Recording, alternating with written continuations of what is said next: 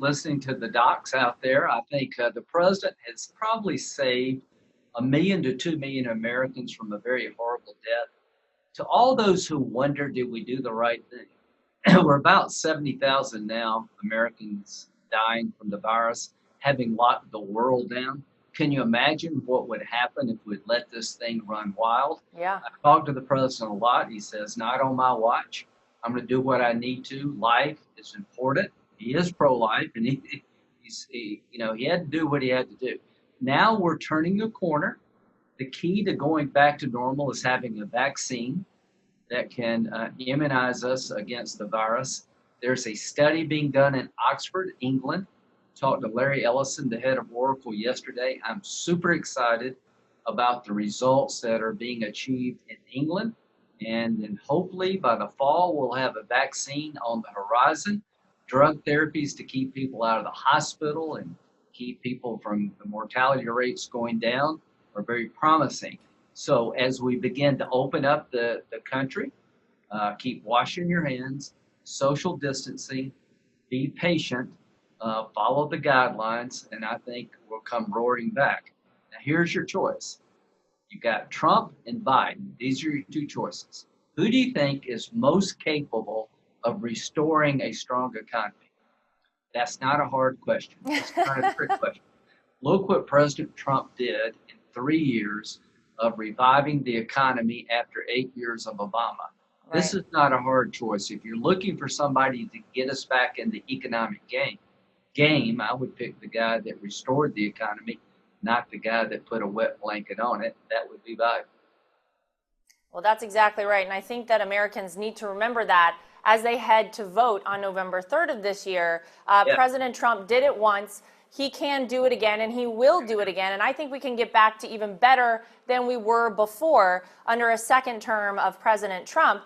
But Senator Graham, we should make sure that we never find ourselves in a situation like this again. And we also need to get to the root of the problem. Why and where did this start? We know it originated in China. And there are a lot of theories out there that it originated in a wet market in China, something that I really appreciate your great support on. You've been very outspoken against wet markets. President Trump has already restructured our relationship with China. He's been doing it for quite some time now. So post-coronavirus, how should we hold China accountable? What should be done there? Well, so I think there's the election before the coronavirus. There's election after the coronavirus. I think one of the biggest issues on people's mind in November will be, who do I want in the arena with China? Do I want Joe Biden, who went to China and allowed his son to get $1.5 billion investment portfolio from a Chinese bank? Or do I want somebody who's seen China for the bad actor they are for 30 years? One reason Donald Trump is president of the United States is immigration in China. So what do? We know it didn't come from Trump Tower. And what bothers me the most is that Democrats have got an investigative panel in the House to look at President Trump, not China. That's pretty sick. Unbelievable. The reason they can't go there is because if they admit that China's the bad actor in this horror movie, it proves President Trump right.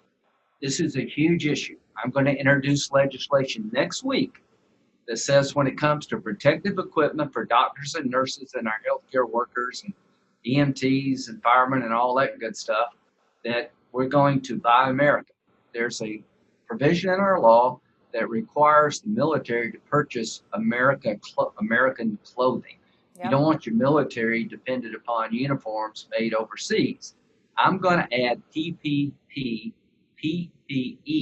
in the very amendment, requiring the United States to bring the medical supply chain when it comes to gowns and masks back in the United States like we clothe the military. I'll be curious to see what Democrats do. I've got a bill to sanction China until they allow us to investigate how the virus started. Was it an accident in the lab that went to a wet market? Was it somebody eating bat soup in the wet market? I don't know. But I do know this. This is the third pandemic to come out of China, and the wet markets are the source of most all of it. As you well know, and I want to compliment you, this is May 5th, 2020, and people are still consuming cats and dogs, puppies and kittens as part of Unbelievable. the human food chain in China and other parts of the world.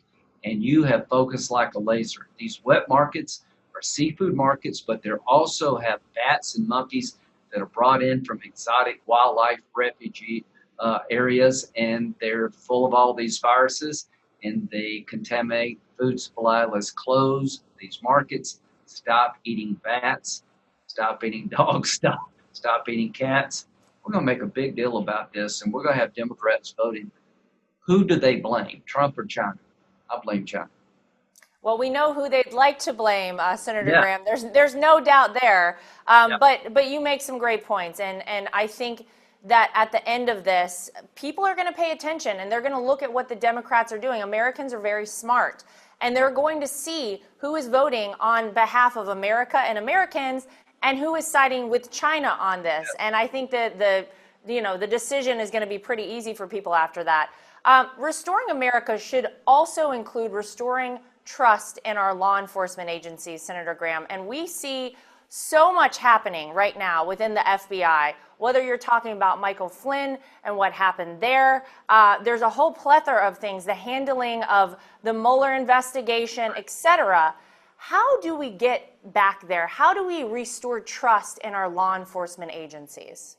Well, number one, the average FBI agent and CIA agent are American patriots. This is a chapter in American history that never should be repeated again. This is a handful of people who hated President Trump, had a political agenda, and took the law in their own hands. How do you restore trust? People have to go to jail that violated the law, and people should be fired who broke the rules. You got Durham, the U.S. Attorney from Connecticut, has been empowered by Attorney General Barr to look into whether or not people violated the law in the FISA Carter Page warrant situation. If people overstepped the boundaries in the Mueller investigation, did people violate the law investigating President Trump, his team, and your family? I trust Durham to do that. I am not a prosecutor.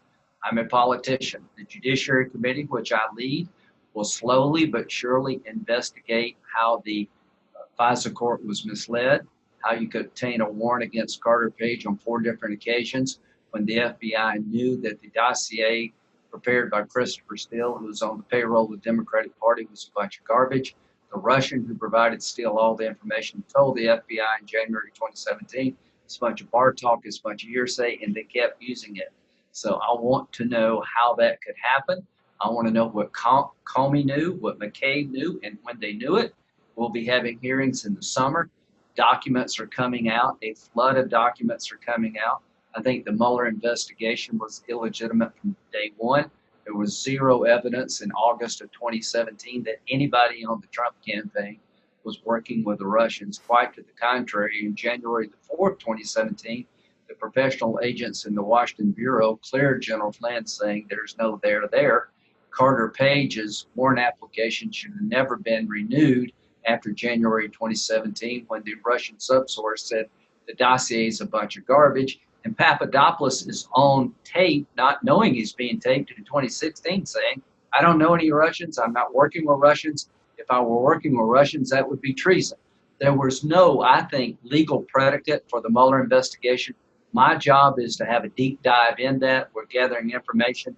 Be patient. It's going to take a while. I'm going to do it right. I'm not going to interfere in a criminal investigation, but we will be as transparent as possible to make sure this never happens again. This is J. Edgar Hoover stuff, and it needs to be exposed. Yeah, well, Senator Lindsey Graham, we thank you for all that you're doing on that front. It's so important. Should never happen in the United States of America, and to your point, it never should ever happen again, and we hope that that's the case. We know this is a busy time for you, so we want to say thank you so much for joining us today, and thank you for fighting every day for this country. We really appreciate all you do out there. Well, I'm glad to be part of the team. 1 in 4 judges in America are Trump appointees. Can you imagine 4 more years of being able to appoint conservative judges? That should get everybody excited. We've got to win this race. God bless you. We're all in it together. You got that right. All right, Senator Lindsey Graham, thank you so much.